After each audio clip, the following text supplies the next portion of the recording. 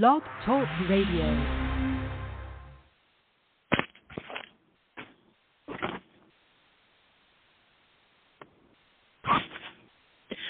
Hello, you're listening to Show Talk with Angela Butler. Today the interview is with Miss Ashley Norman.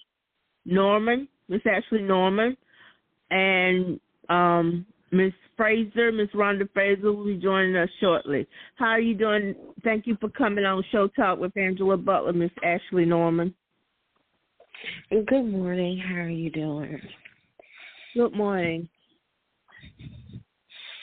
Yes, ma'am. Thank you for having me on the show. I really appreciate it.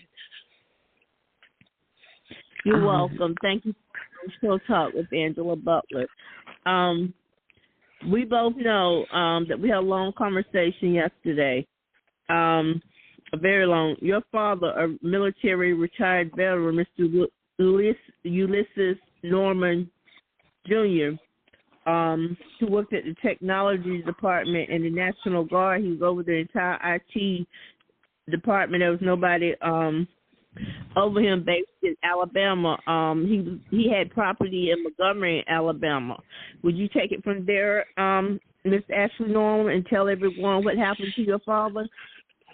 Yes, ma'am. My dad had property in Alabama, and he also had property in Georgia.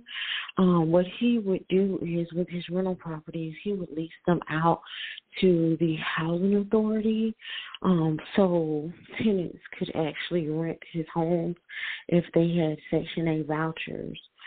I know that he had reached out to my family in February of 2021.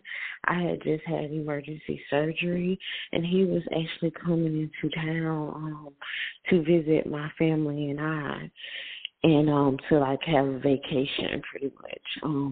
And we did not hear from him. The whole weekend went by. We didn't hear from him, which we thought was really odd.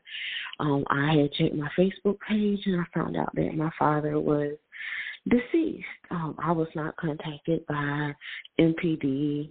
No one contacted me at all. When I did hear of it on Facebook, I had actually contacted my fiance, and he was actually an MPD, a Montgomery police officer at the time, and he immediately got me in touch with the officer that was on the scene. And she explained to me that my father was indeed deceased.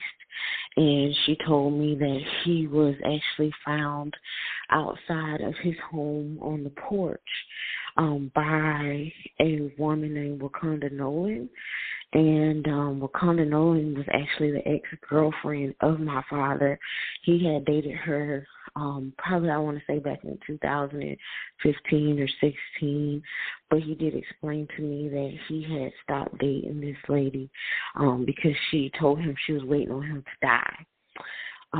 So I do know that when she was explaining to me that, my dad was found, she told me that my dad was going to be taken to the funeral home. I was also told that my dad, that the coroner was going to come to the home. However, the coroner was called, but the coroner did not show up to the home. In the police report that my dad was taken to Baptist East Hospital in Montgomery, Alabama. However, he was actually just taken directly to Ross and Clayton's funeral home. He was never pronounced deceased by a doctor or anything. I immediately started calling the funeral home because I was told that my dad would be donated to science, that Miss Nolan wanted him donated to science, his body, and then she wanted to have him cremated immediately. And I was in Florida. So I continued to call Ross and Clayton, and they explained to me that it was nothing that they could do, that she could not donate his body because she did not have the proper documentation. However, they would go ahead and cremate him, and that she had already planned a service for him, which she had used his stolen credit card to pay for. I ended up, well, my son had called my dad's phone in disbelief that he was deceased. And an unknown woman had answered the phone. And, I was asking to speak to Mrs. Nolan, to see how my father had passed. Immediately, these people started threatening me over the phone, telling me, calling me out my name, telling me your daddy's dead, that we're not going to get you an autopsy. And then they started telling me that if I came back to my home, that they were going to, shoot me and unalive me with my father's guns. And finally, they put Mrs. Nolan on the phone, and I asked her about, inquiring about how my dad died, what happened. She was telling me that she was packing up the belongings, that she didn't have time to talk to me. And I was very confused. I'm like, you don't live here. You stay in Georgia. What do you mean you're packing up? She told me she had to go, and she just hung up on me. So once that happened, I immediately started calling back Ross and Clayton, and Ross and Clayton, they told me that they could not change anything, that I would have to come down to Alabama to see my dad before they cremated him. So immediately my brother, he came down from Florida to Alabama. Like that next day or so, I actually ended up getting on the road to go and see my father, and I was FaceTimed by my dad's sister showing me his body, telling me that the funeral home was going to just go ahead and cremate him, that I could not say my goodbyes.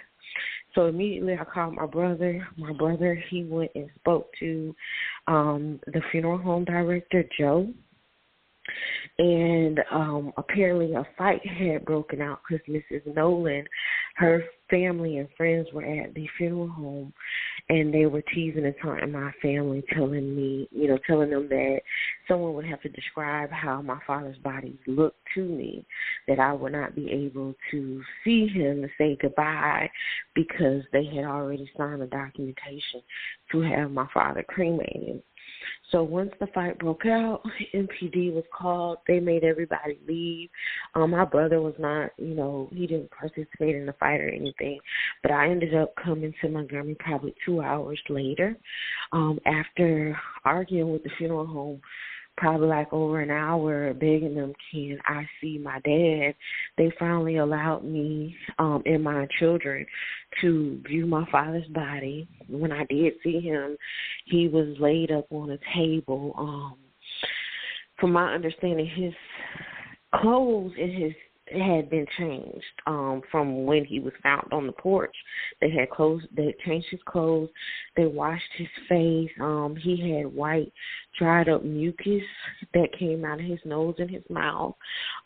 He had a hat on, so he was just perfectly clean. He had a hat on. His face looked very, very swollen. They had a lot of covers on him. He just didn't look like himself to me. I immediately started asking questions. I told them that I wanted to have an autopsy, and I told them that my dad was not married. It was just my brother and I, and we did not want to go forward with the funeral arrangements that the ex-girlfriend had made for that Friday, which was in like 2 or 3 days. And so we told them that we wanted to have a military-style funeral. And we wanted to have my dad's body taken back to Jacksonville, Florida, and buried in, a cemetery. And I'm sorry. All right. Okay. Keep talking. So we were told that they could not get in touch with the military, that they could get me in touch with someone who would do an autopsy. And I immediately just started calling all over Alabama. Everybody that I called to, they would agree to do the autopsy. But when they found out that my dad's body was located at Ross and Clayton's funeral home in Montgomery, Alabama, they refused to go and pick up my father's body to do the autopsy. And I was not aware of the past history that this funeral home had. So as my last resort, I ended up going with the coroner that the funeral home referred me to, which his name is Adele Shaker. I was told that he was actually located in Huntsville, Alabama. So I ended up contacting him probably like a week or so later, and I explained to the coroner that we suspected foul play, that this woman killed my dad for financial gain. And he told me that he was going to give my dad a voice, that we would get answers. So my brother and I had ended up wiring him $7,000 for a private autopsy. And once we wired him the money, he personally called me and told me that my dad would get the autopsy done in Huntsville. And then I got a phone call from Ross and Clayton. They explained to me that my dad, they would transport him personally themselves to Mr. Adele Shaker's practice in Huntsville. They asked me if they could cremate my father, and I reiterated to them that, no, we don't believe in cremation. We want to have my dad buried. And we had plans to take my dad back to Florida. So a couple weeks had went by, and I had got in touch with the military. We had planned to have the military to come out and do my father's service, the proper burial. And the soonest that they could come out was April the 2nd. And being that it was COVID, they could only do a limited amount of things. Probably like a couple days before the actual funeral, Ross and Clayton contacted my family, and they told us that we could come and pick up my dad's cremains. And we were devastated because we did not want him cremated. So we had no choice but to go and pick up the cremains. Once we picked up the cremains, they refused to talk to us at all about how they just cremated my father without our consent. Then they decided to not accommodate us at all, not with the funeral, in no type of arrangements, no chairs, nothing. So I had to get a permit with the Montgomery City to rent out the Wright Brothers Park, and I had to plan my dad's funeral myself. So we ended up still having the funeral on the same day, April the 2nd, and I decided that I was going to go back home to my residence, because the house that my father had passed at, I had been living there since 2017. And I finally got courage to go back home. And when I decided to go back home, I pulled up. Everything was completely gone from the outside of the home. It looked vacant. I tried to unlock the door. My locks were changed. I called MPD, and I told them that my locks were changed. I was told that I had to call a locksmith. The locksmith allowed me entry and changed all the locks. Everything was totally gone from the front to the back of the home. When I checked the back home, everything was gone. All of our memories, pictures, clothing, everything was burnt in the backyard fire pit. So we decided to go and visit one of my dad's friends. When we actually went to visit one of my dad's friends, who was also a tenant, we pulled up on the property that my dad owned, and all of our belongings were outside, a lot of the belongings. And so we called MPD, and we let them know that, this was our stuff. And we were told that they would not do any type of police reports, that we had to have receipts to prove that, all of this stuff belonged to us. And so we had already went and got a lawyer. We had already went and got a probate lawyer, because in the state of Alabama, if a person has so much amount of assets and property, it has to be probated. And especially because this lady, she started saying that she was married to my dad, and we had no knowledge of this at all, of my father being married. So Ms. Norman. Yes, ma'am. Miss Norman. Yes, ma'am. Hello?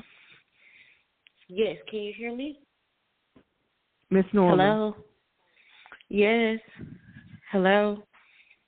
Miss Hello? Norman, I cannot hear you. Hello? Hello? Hello?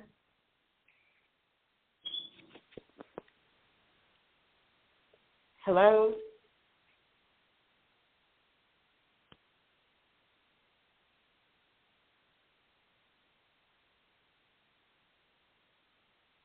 Call. Hold Hello? on. Hello? I lost you. I'm sorry. What we left off that I could hear you. The part I could hear was that the cremation part. And you were talking about cremation.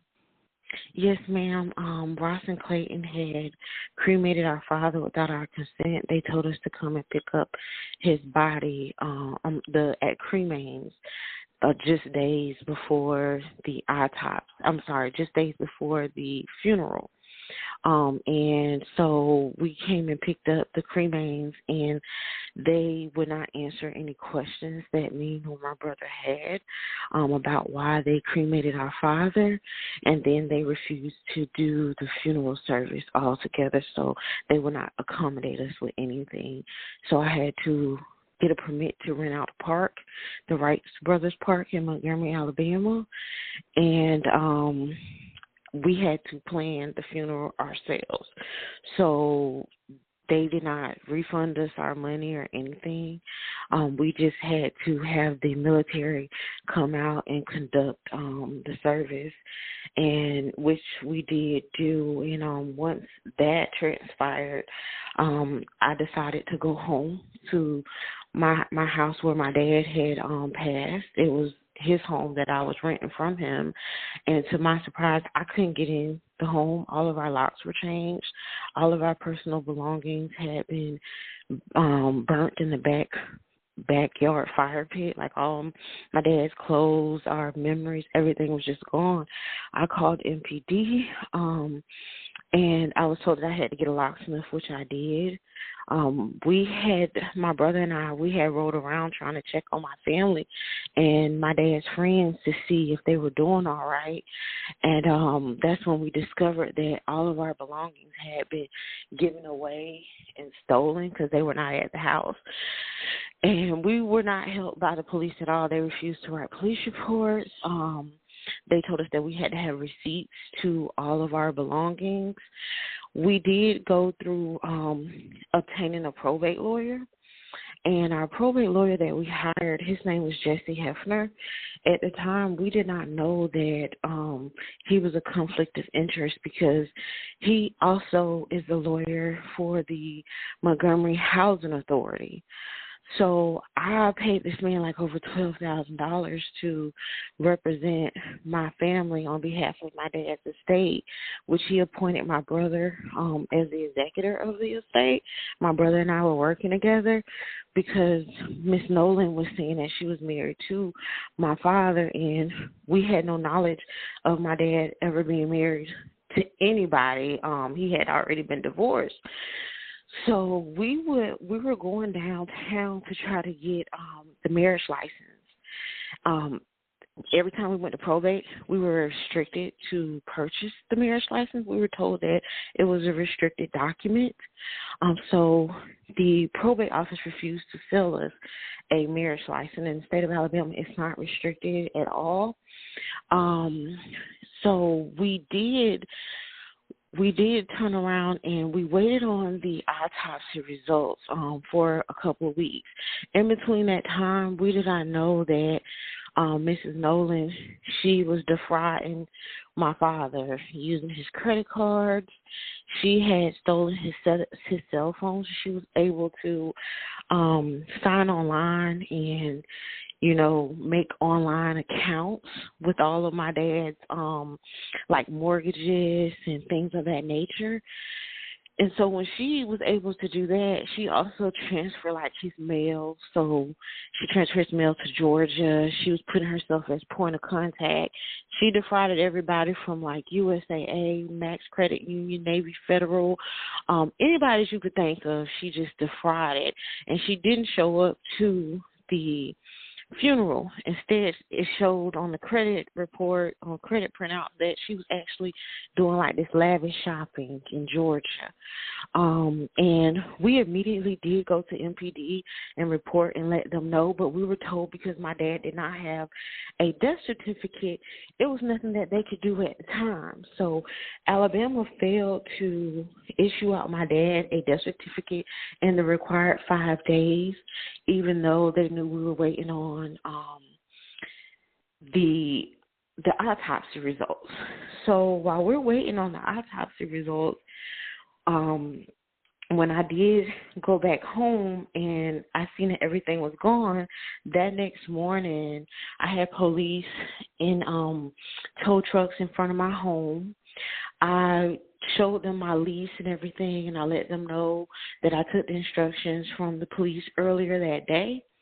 The supervisor was called because my dad's tenant was rechanging the locks to try to evict us out of the home. When the supervisor, Eric Schaefer, showed up, he told everybody to stop changing the locks, that we had every right to be at the home, that I had proper documentation. Everybody left within that hour. An unknown car came and pulled up, and it was Mrs. Nolan. She jumped out the car, and she told me that I was evil. And another lady jumped out the car who I never seen before. I later found out her name was Tita Greer, and she told me, she was like, "What are you doing?" She said, "Your dad is dead." And then she told me that it didn't matter who I called, if I called the police or if I called the mayor of Montgomery, Stephen Reed. She told me that she was related to Mayor Reed, and she was also related to the honorable judge, the presiding judge, Johnny Hartwick. And at this time, I'm just looking at this lady crazy because I'd never seen her before in my life. And before I can even respond to her, I have MPD pulling back up at my home, and they're telling me I'm under arrest for trespassing at my house. And I'm explaining to them nobody told me that I had to leave. I was immediately arrested. I got out on a signature bond, and the conditions were that I could not go back to my residence, or my bond would be revoked, and I could not leave the state of Alabama. That night, I checked into a hotel room, and then MPD had came to the hotel, to the Renaissance Hotel in Montgomery, and they called my fiance downstairs, who was MPD Officer Franklin, and he's also a U.S. Marine. And they told him that he was also under arrest for trespassing at my home because he was with me. And so he was arrested and he was put on administrative leave. It made the news the next day. And we ended up going to the magistrate office. When we went to the magistrate office, because we had a set appointment, my brother was then arrested for trespassing, despite him being the personal representative over the estate. He was also let out on a signature bond. So we were all on bond with nowhere to stay, and we had to obtain a criminal lawyer, which we did. In between that time, we're still waiting on the autopsy results, and I finally get in touch with Adele Shaker, and he tells me that he sent the private autopsy results to the ex-girlfriend a month prior. And I finally get the autopsy results emailed to me. And time I look over everything, I'm just feeling like nothing is adding up. Like this is not looking good. That I'm, for whatever reason, my gut feeling is telling me that my dad did not get this autopsy because nothing, the description of him, nothing just added up to me. My dad had tattoos. He had prior surgeries. Just little small things did not add up. So I contacted the Alabama Board of Funeral Services. I did put in a complaint on Ross and Clayton, and I also put in a complaint about, them cremating my father, and I put in a complaint on Adele Shaker, the MD.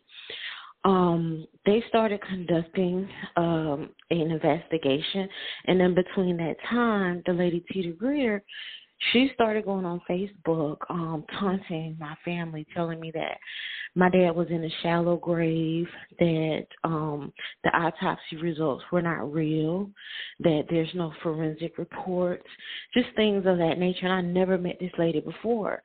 And once I started doing my research on who she was, I found out that she actually worked for the IRS in Georgia.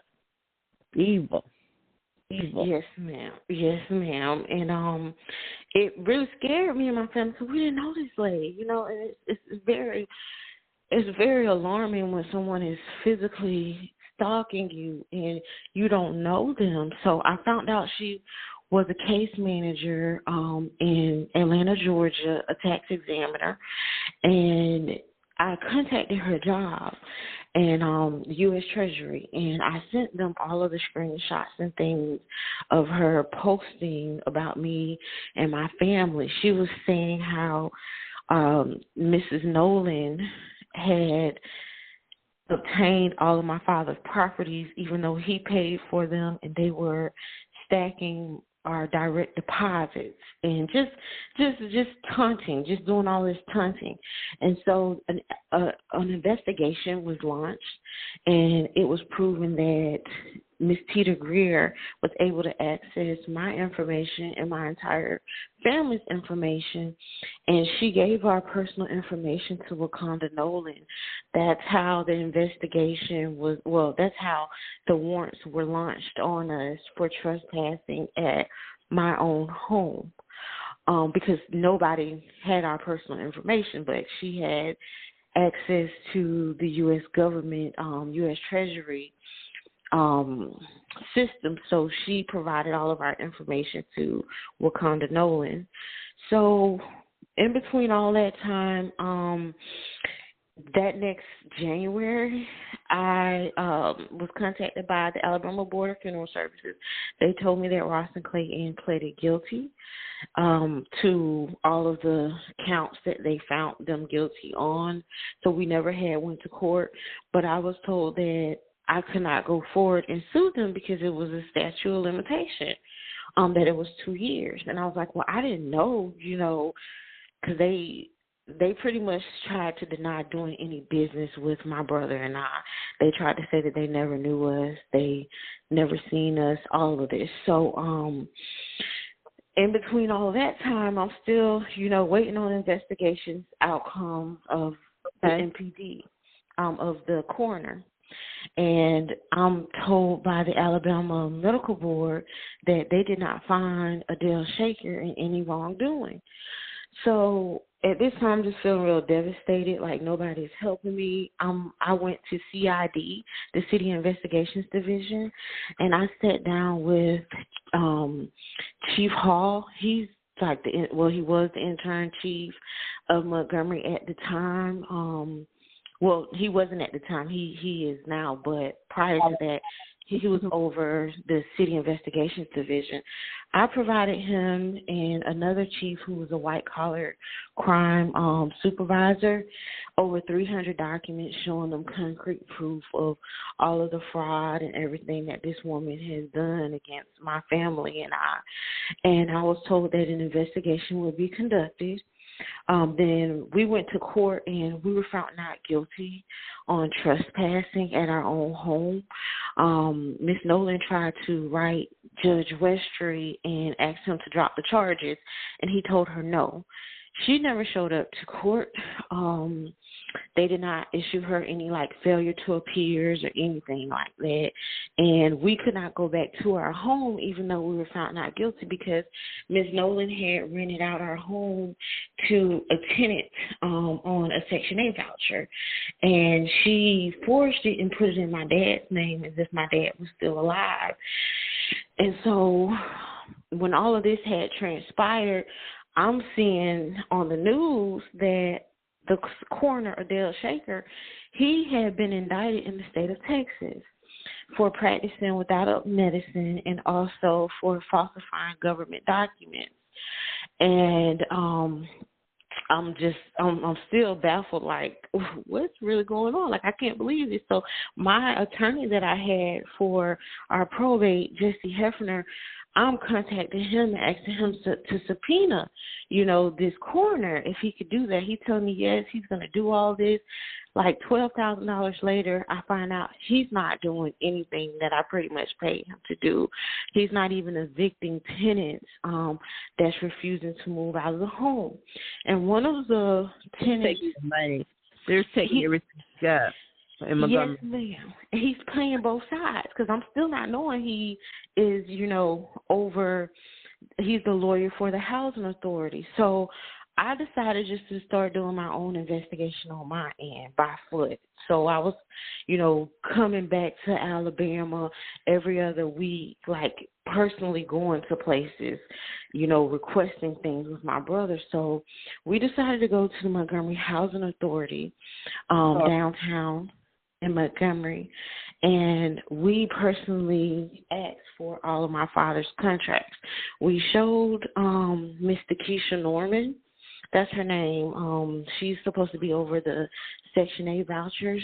We told her the scenario, the situation with my dad. We showed them the executor of the estate documents. My brother was there. So he showed them everything. Mrs. Norman refused to provide my brother any type of documentation pertaining to my father, which by law she's supposed to provide to us. She did explain to us that she had given all of my father's contract to Mrs. Nolan, and Miss Nolan did not even have a death certificate. She had no proper documentation. She allowed Mrs. Nolan to show her falsified deeds, some type of deeds that we were not aware of at all, but they're not sufficient documentation. And so Miss Norm was really nasty to us, and she pretty much dismissed us after we asked her several times. I started sending emails to the head person, Mrs. Glennis Tanner, and I was telling her about the interaction that we had, how Mrs. Norman refused to abide by the court documentation and provide us anything pertaining to my father. I was emailed back, and I was told that it was a legal issue that we had, that it was civil, and that we needed to contact our lawyer because our lawyer is also their lawyer. So that's how I found out. They told me that Jesse Hefner is also our lawyer, so you need to contact him, and we will also contact him. So once I found that out, I started contacting the sheriff's office, and I found out that one of the tenants that lived in our home, she decided to use my dad's credit card to fix the air conditioner. This lady was refusing to move out of the home. She was refusing to pay the estate any rent, and she's a master sergeant in the National Guard. Her name is Larissa Krishan. When I was paying him to get her out of the house, I found out that he never served her any papers at all. So when I finally confronted him about all this stuff he wasn't doing, I had already put in a bar complaint on him, but I just wanted to see what he was going to tell me. He bluntly told me that he couldn't put her out, that I had to be nice to her because her uncle is the Honorable Presiding Judge Hartwick. Well, ma'am, I have to say something. I have to interrupt you. Yes,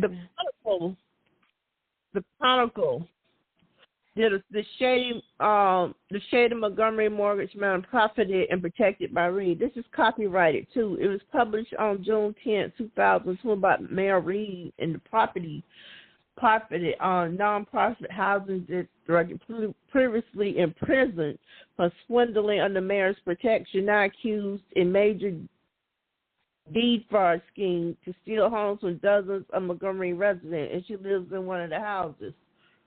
Do you know about this? I did not know. I knew that I came across some indictment papers. Well, Congresswoman 52. Yes, ma'am.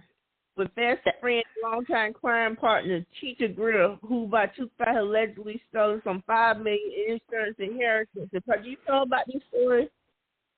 Yes, ma'am, I do know about it. I learned when I had actually read the article, and I had actually came across some indictment papers myself, and I learned that she had been put on she was denied pardons by the President Trump when he was in office. State Chronicle on June 12, 2024 about Mayor Reed. But Mayor Stephen Reed, that he would be, they call it a bumbling government there in Montgomery. Per new leads on investigations, the mayor's past tenants probate judge, the Chronicle.cc has uncovered explosive information appearing to show that from March of 2014 to January of 2000, Stephen Reed may have been appear of one of the biggest ongoing mortgage fraud schemes in Montgomery. You see, for years now, once a month, investors across the state turn up to the local seat of government looking for a bargain on real estate. On a weekday morning in Montgomery, they form a loose circle behind the big windows in the courthouse mid-century waiting their chance to buy properties away from owners who can't afford them anymore. As probate judge, Stephen Reed presumably figured his family was no different from the others who gathered here. Like other real estate investors in Montgomery, they see foreclosure auctions as an opportunity to get a deal. So they have come to many, and over the years, his family members are people associated with Reed family, specifically Stephen Reed. His siblings and their father Joey have won dozens of properties. The difference here is that during the time of the alleged inconspicuous being the auctioneer at the middle of the circle was their husband and father and son. It was Reed, the then judge, who was today's mayor, has twice attempted to help the entire property auction process move from the county courthouse to City Hall, clearly to continue residing and profiting over foreclosure cases in Montgomery County. A brazen corrupt mayor power grab that was only prevented by the bravery of a state representative named Robert Reed Ingram. Robert Reed, a Republican member of the Alabama House of Representatives for District 75, encompassing parts of Elmore County and Montgomery County, who passed the bill to halt Montgomery Mayor Stephen Reed's attempt to take command of foreclosure process. The foreclosure. They're saying his wife is involved. Yes, his wife is a lawyer. Reed has sold more than 36 properties to his wife, Tamika, a brother, and 4 of his father's associate judicial auctions. He presided over a Cotton State Chronicle investigation found. In one case, they later put some of that land in his name, making him the owner of 33 acres he once ordered foreclosure. The person who wrote this article, it just says Reed, a company accused of running property rackets since probate days, the Cotton State Chronicle, the Chronicle.cc. Did you know about this? I had learned of it when it had got published earlier this year. Yes, ma'am. So what are you doing? So what can you do to help your family? I mean, do you believe your father was murdered? Yes, I do believe my father was murdered, and it was proven this year in the state of Texas that my dad did not get an autopsy, that Adele Shaker did falsify an autopsy result to reflect natural cause of death. And I've contacted everybody I possibly can in Montgomery, even to amend my dad's death certificate, and everyone refused to do so. Mayor Reed had personally stopped the investigation with the City Investigations Division. He's over the police in Montgomery, Alabama. I actually had a meeting with Chief Albert, the former chief, who was just put on administrative leave, and he resigned because he he was accused of sexual harassment and things of that nature. He was also the former police officer in New Orleans, and he was under that mayor in New Orleans that had ended up going to prison. He was under investigation in New Orleans for, tampering with evidence, backlog of cases and things of that nature. He ended up getting a job with Mayor Reed because, from my understanding, it's his wife Tamika's cousin or something like that. So he hired him as chief of police, and I actually had a meeting with him last year in June after all of this had transpired, and we were able to obtain falsified marriage license that were never filed in probate.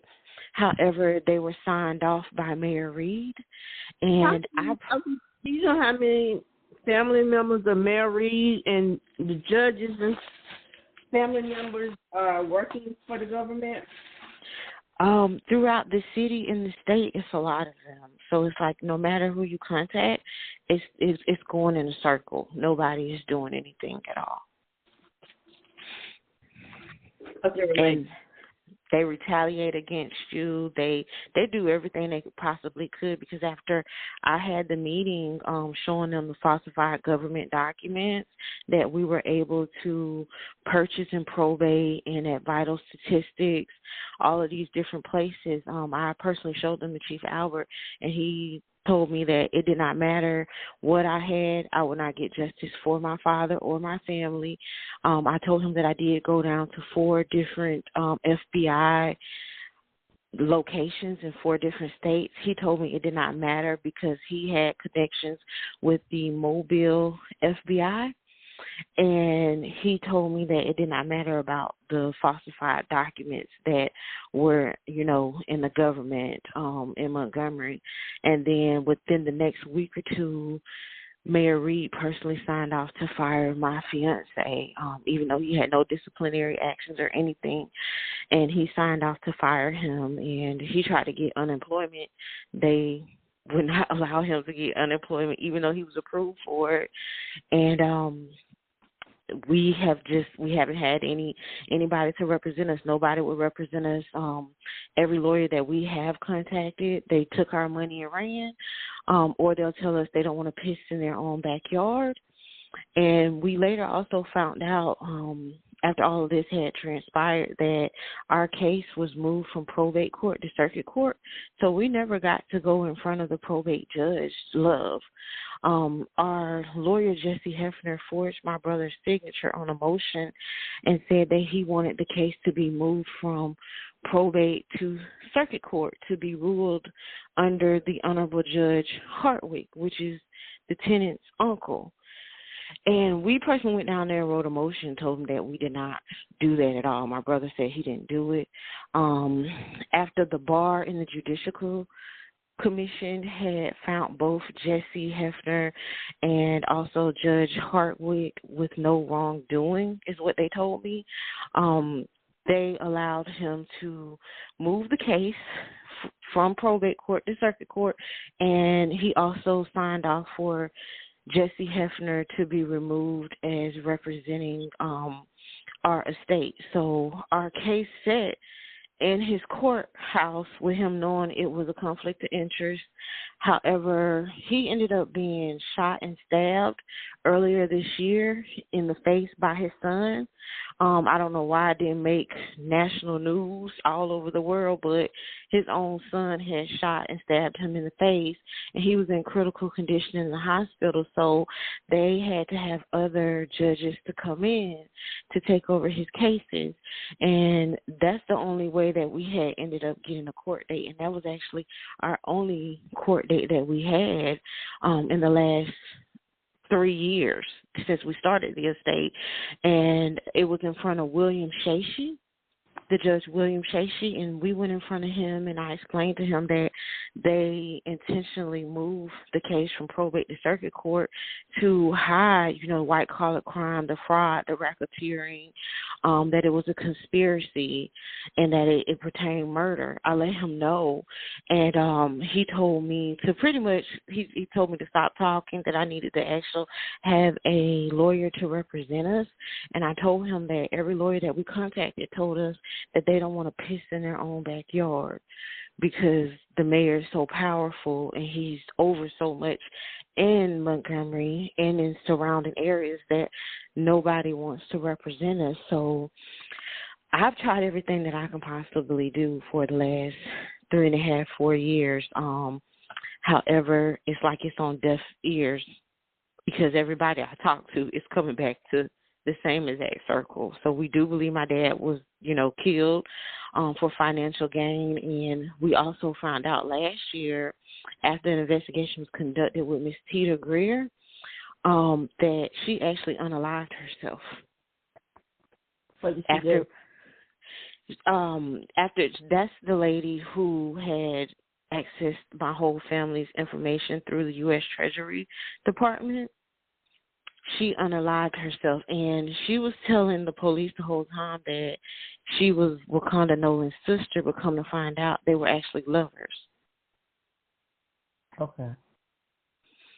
Yeah, so it's pretty deep, but my family don't know these people, and right now we're not receiving, like, our entire inheritance has been stolen, and we know how my dad was a very well put together man. We were listed as beneficiaries with the military. However, when we went to his job with the military, they told us that they didn't know of a Wakanda Nolan. They were like, your dad's not married. We don't know who this lady is. Like, we don't know. And they did tell us that she called up to the job to inquire, about his personal information. They told her, we don't know who you are, ma'am. Like, you're not listed. He's not married. They did tell her that. My brother and I actually went and picked up all of my father's belongings, but we did not see this lady or have any interactions with her after my dad died, outside of her showing up at our residence, having us arrested, and her showing the court. But outside of that, she's written numerous police reports, falsified police reports and warrants, and she's even had investigations conducted on us because we were able to retrieve some of the vehicles. My dad had over 17 vehicles that she stole, and we were able to retrieve one of the vehicles, and she was able to go down to the City Investigations Division to make a complaint and tell them that we were joyriding in the police car when we were just getting a ride to go and retrieve the vehicle by my fiance in his police car. And there was a whole investigation done off of that, but my brother and I were never interviewed or anything. So we were framed several times. It was even said that I had an AR-15 in my vehicle, and I never owned a gun in my life. And I do know that my dad had a collection of different guns and things of that nature, and that they were able to obtain all of his guns, all of our property. And she's a convicted felon. She's not supposed to be around any type of guns whatsoever. And we also found out just a couple months ago that she was able to do quitclaim deeds with all of my dad's properties, and she put the properties in her name. It says Wakanda Nolan, and also her daughter's name, a Shaquita Gesture. So we've done everything that we possibly could do on our end. I've reached out to everybody, all the way to the governor, the chain of command, even the military in Montgomery, Alabama, because, of the Lieutenant Larissa Crashon. She's a master sergeant in the National Guard. I even reached out to, her superiors in Washington, and they told me that they would, get on it, but I had to contact the local office in Montgomery, and it just so happened my dad worked on the same exact base. They told me that there was nothing that they could do. And that's how I found out, all that everybody was connected, and, it's not who you are, it's who you know, pretty much. And it's a lot of judges and a lot of, lawyers and city council and state representative. A lot of people are involved, and it's a big ring of fraud. I see. All right. Okay. Yeah, so but we do know that since my dad did not have an autopsy, we don't know if the ashes that we have belong to him or even if they're real, because it shows no transportation log of my dad being transported anywhere. And since we also found out that the doctor has been in the state of Texas, he hasn't been in Alabama, it shows that he actually defrauded over 13 families, and he was giving them falsified autopsy results. He was prosecuted for those families in Texas because he issued out falsified death certificates. But since my dad did not have a falsified death certificate in the state of Georgia, we were told that they could not legally charge him with falsification of government documents in the state of Texas. But they are aware that he did provide the autopsy results to Mrs. Nolan so she could get a falsified copy of an Alabama death certificate. And when she did that, she put herself on his death certificate as his wife, and it reflects a natural cause of death. When I did contact the coroner in Montgomery, Alabama, Dr. Jernigan, I let him know what had transpired about 2 months ago, and I requested that he amend it, and he told me that he would not amend it at all because he knows if he amends it and it says unknown, manner, unknown cause, they would have to investigate it and see. He actually signed off on the death certificate as if he did the autopsy. So it's his signature on there. Adele Shaker's signature is not on the autopsy at all, on the death certificate. So he was pretty much covering up for Adele Shaker, if that makes sense, because his name is, he wasn't even state, he didn't do the autopsy. It's no records or anything. It was proven in court. So the last that I heard from the Texas Ranger in Texas, I was told that they were trying to make it a federal case. However, it's already been a settlement for the families in Texas, but my dad was listed as a subject there, and we've just kind of just been trying to fight for justice and fight for answers. And since Ms. Greer was posting stuff on Facebook, everything that she posted was true, unfortunately, from the autopsy results and things of that nature to the property, because we wouldn't have known if she didn't post this. I would have still been clueless. So I'm believing that my dad is in a shallow grave, on their property, because they have been known to do this, Ross and Clayton. So we just want to get answers, accurate answers, and justice, and to, put this behind us, because my brother and I, we're not fighting against each other.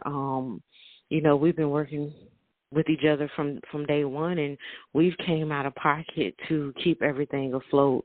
And we've spent over like $80,000-$90,000 already, and he ended up losing his job because of all the fraud Mrs. Nolan had done on behalf of my father.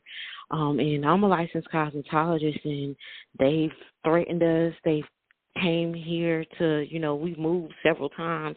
Every time we move, they end up finding where we are, being that we're the only next of kin.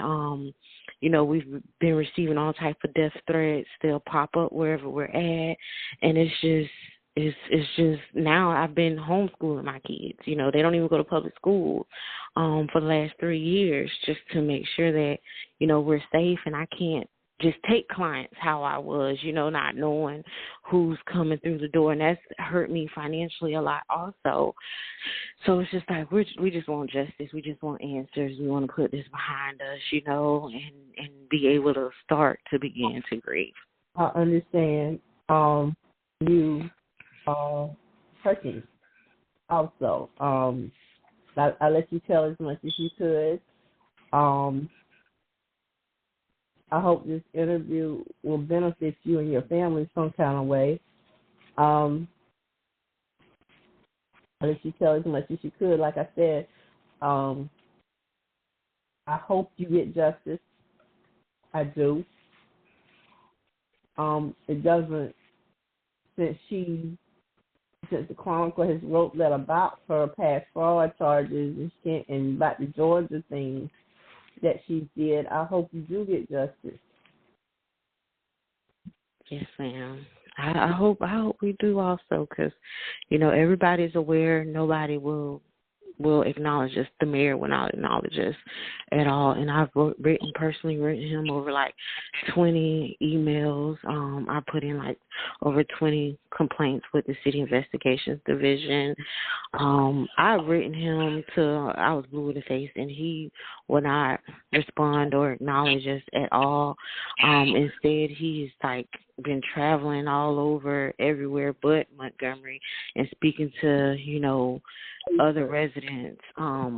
He's pretty much been ignoring us. And he's supposed to be the president of the African American Mayors Association.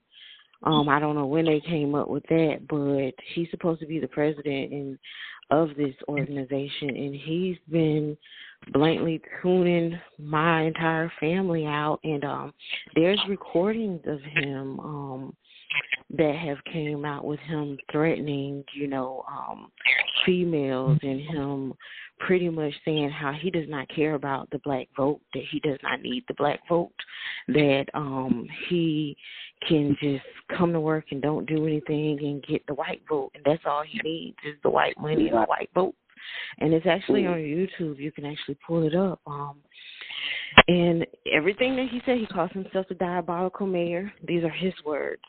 That's exactly how he acts. But he gets out of Montgomery, and he acknowledges all these other people from different places. And, he takes time out to speak to them and care for them. But as in the city of Montgomery is just going down like in a hole, like it's a hell hole at this point.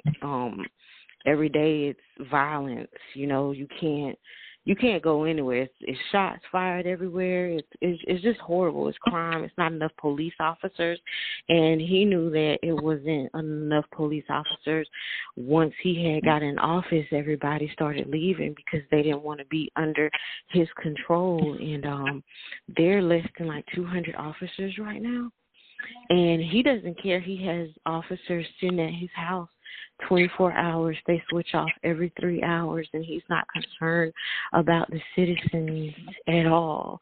He just cares about him, and these officers are sitting outside of his house, and they're getting paid off of, tax people's dollars, and it's sad, but he doesn't care at the end of the day. Okay. All right. Miss Rhonda Fraser, are you on the phone? Yes, ma'am. Miss Rhonda. Hello? Miss Rhonda, are you on the phone? Yes, ma'am. Can you hear me? Hello? Hello? Hello? Keep talking. Hello? Keep talking, ma'am. Hello? It sounds like Montgomery, Alabama has gone to hell in a handbasket. Yes, ma'am. And it used to be, a whole lot safer than that, but I want to say since the last couple of years, since he's been in office, he's been taking control over everything. And he just asked to try to take control over the Montgomery Housing Authority. And, he has too much control. He has his hands in everything, which he should not, especially if he's not being able to deliver as a mayor just with what, he was appointed to do. He shouldn't be able to, have all these positions. Okay. Hello? Miss Rhonda Fraser is on the line. That was a 2-part interview, but I couldn't get in. Hello? Hello, can you hear me, Miss Fraser? Yeah, I can hear you now. You can hear me now? I said Miss Rhonda Fraser is on the phone. Her brother, Mr. Terrence Lamar Fraser, was also killed in Montgomery, Alabama. So please. So I've been letting Miss Norman talk. much as she wanted, Miss Fraser. Your brother was murdered too. You believe he was murdered? Well, I got paperwork saying that he was shot and killed by the baby mother, his child mother.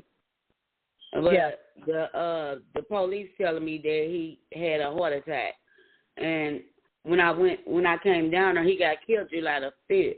I came down there July the 6th, and after meeting with the detective, I went to my brother's house, and the baby mother was cleaning up the blood out the car, trying to clean the blood off the porch. She had already did the house and everything, and I didn't understand it. It wasn't taped off or none of that. That's a crime scene. Anytime a man is found dead on his front foot, butt neck, and a hate crime. You know what I'm saying? And they not talking about what these people is getting branded. They're not only unaliving them, they branding them. Well, Miss Norman, was your father branded? Ma'am? Was your father branded?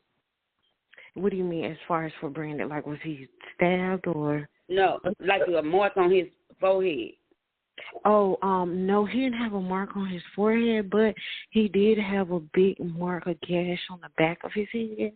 My brother did too. It's a big gash, and I've seen the pictures of your brother, and they look somewhat similar.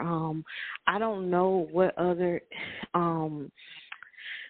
injuries he had on his head, because when I did go to the funeral home, they had a hat on him. What? And the way Ross Funeral Home sent my brother down here, I would not recommend them to take her to nobody's family member. I'm sorry. My brother came down here. He had caught Rick and Morty so bad because they left his body out. Then he had an odor. Then they supposed to embalm him. They weren't supposed to make him up. Somebody made him up, so I'm going to both of these funeral homes, Clark and Son Funeral Home in St. Louis, and Ross Funeral Home up in Montgomery, Alabama. Both of them had his body.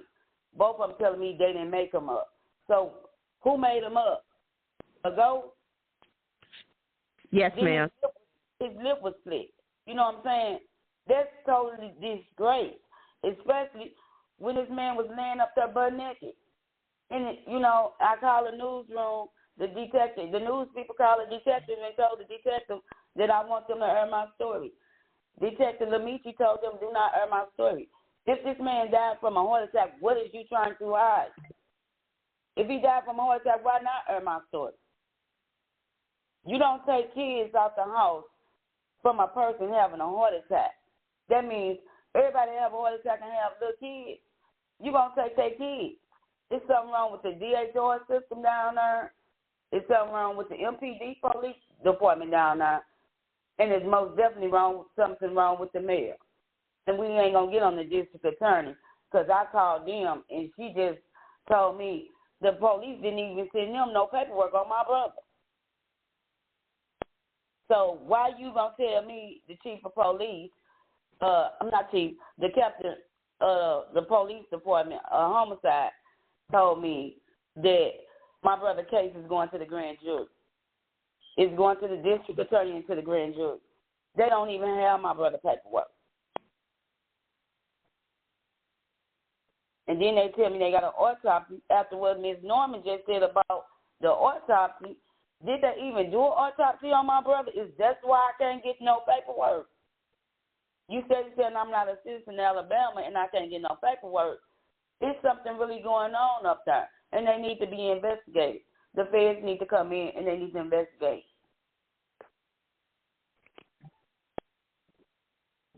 Yeah. They got one woman up there that when these kids go in DHR custody, she always get these kids.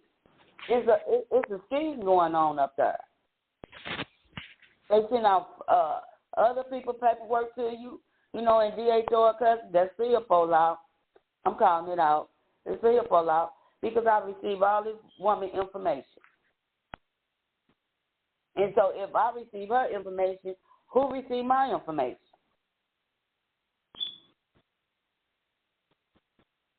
These are all the questions that I need answers for. why wasn't no full investigation done to my brother's death? Why you said Mark he had a heart attack? He didn't even have heart problems. All right. When you have a heart attack, you don't bleed from the mouth. You do not bleed from the mouth when you have a heart attack.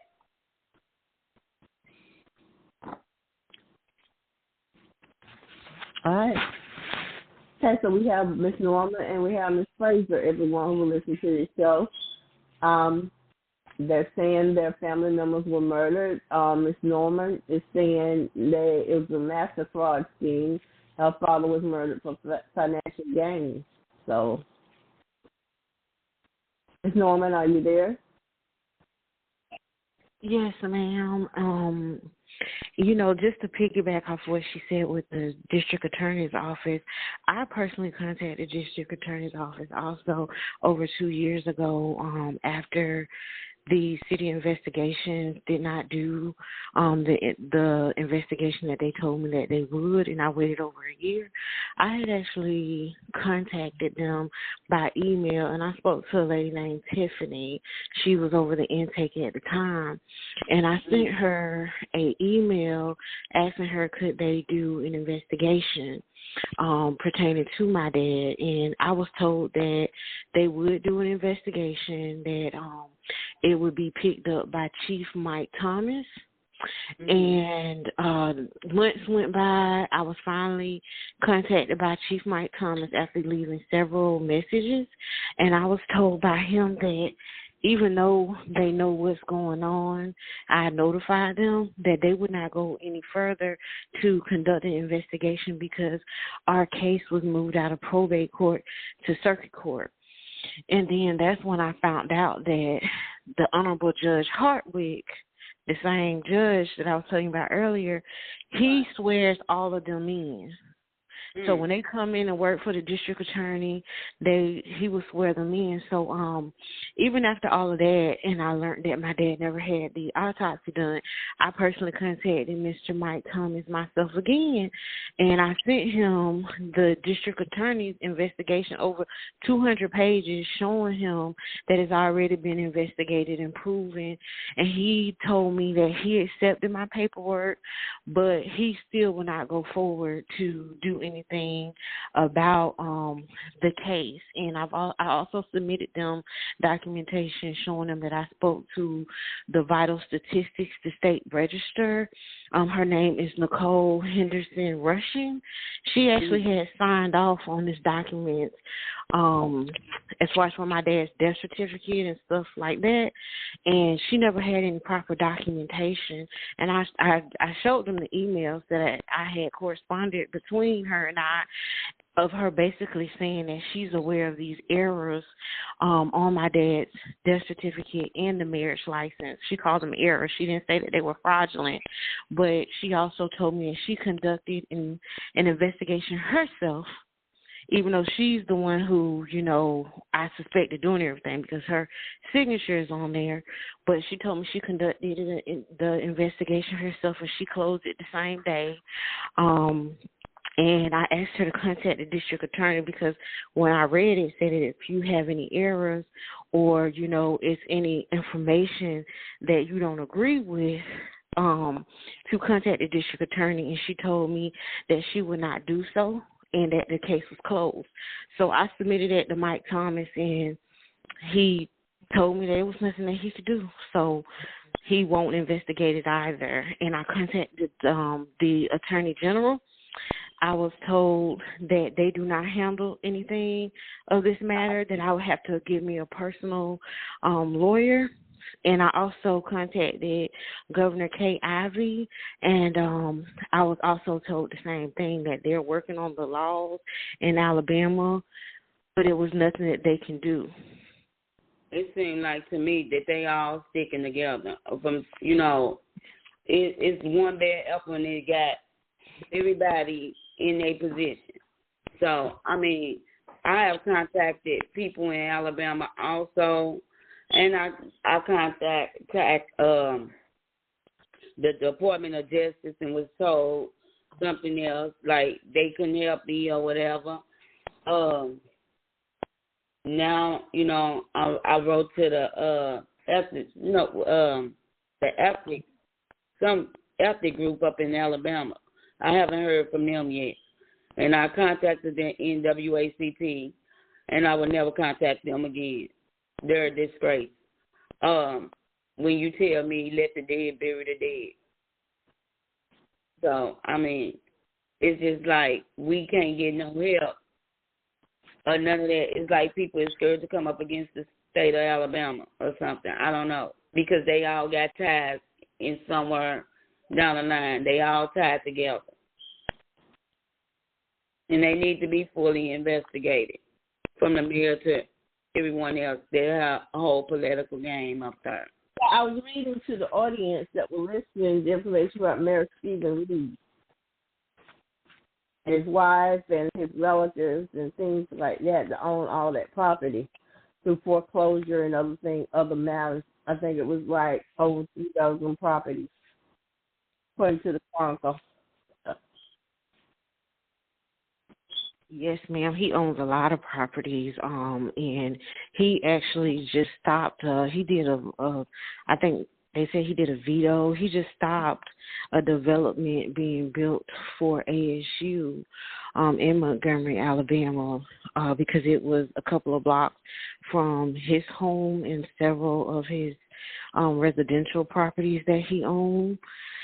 And he stopped the development on it, even though City Council had voted to have the property built.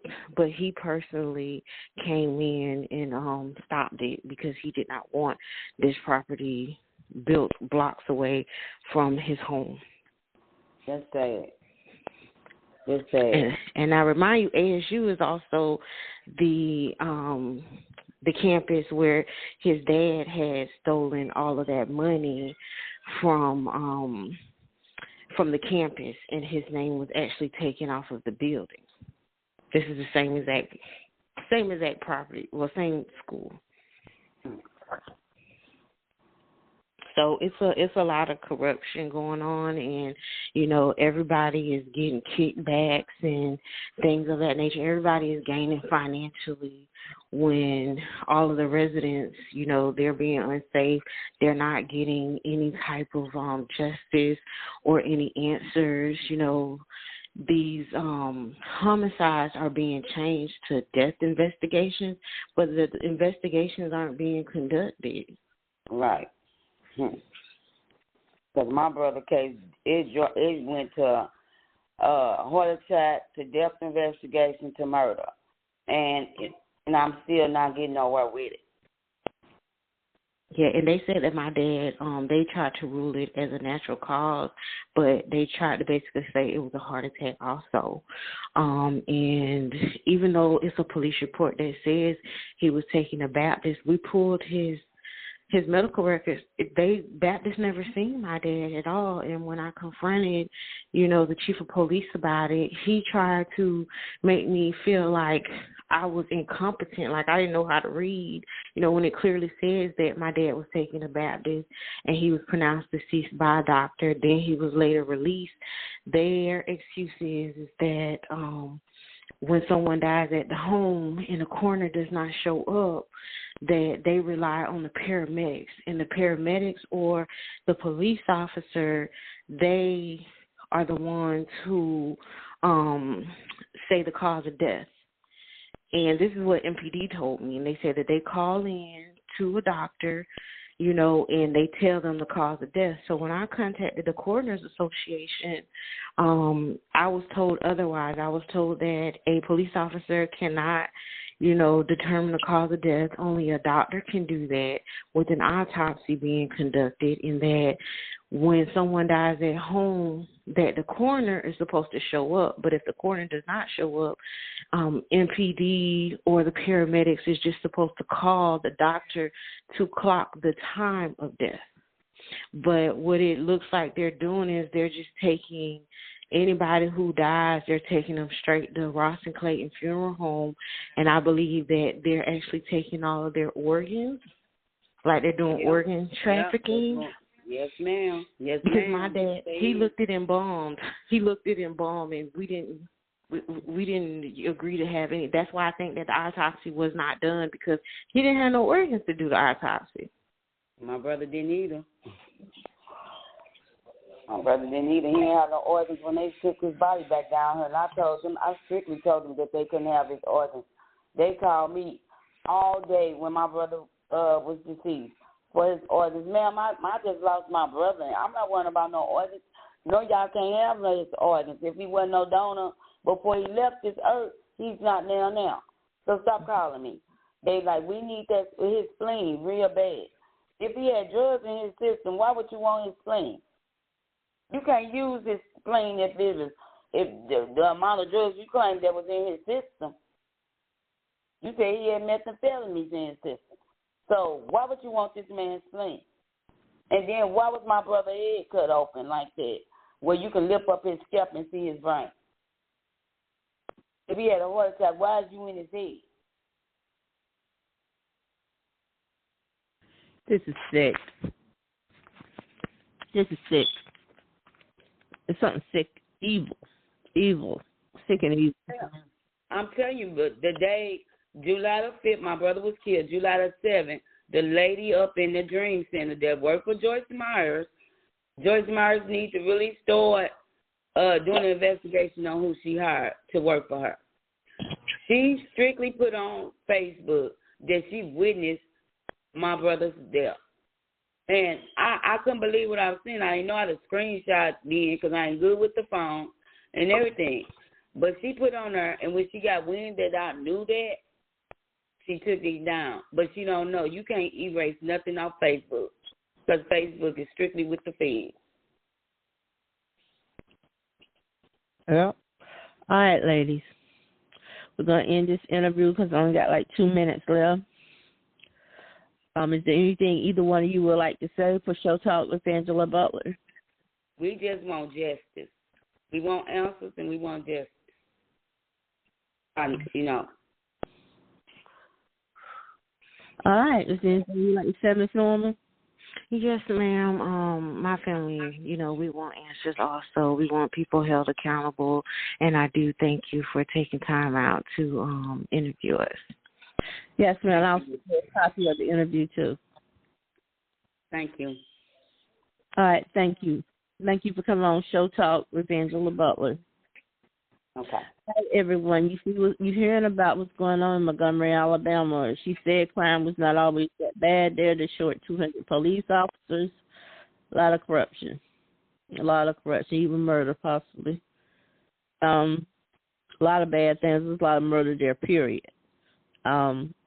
According to Miss Norma, Montgomery, Alabama had not always been that way. There was crime there, but not like this. It's just escalated to no end. Her father, she believes, was murdered. Miss Fraser believes her brother was murdered, Mr. Terrence Lamar Fraser. So Mr. Euless Norman, Miss Norman believes her father was murdered, all for gain. With Miss Norman, she believes her father was murdered for financial gain. So, according to her, they come to Florida where she's at, so she's not safe. And her brother, her family. All right, everyone, thank you for listening to Show Talk with Angela Butler. Those of you who know attorneys, contact me or some kind of way, and I'll get in touch with these ladies. All right, thank you.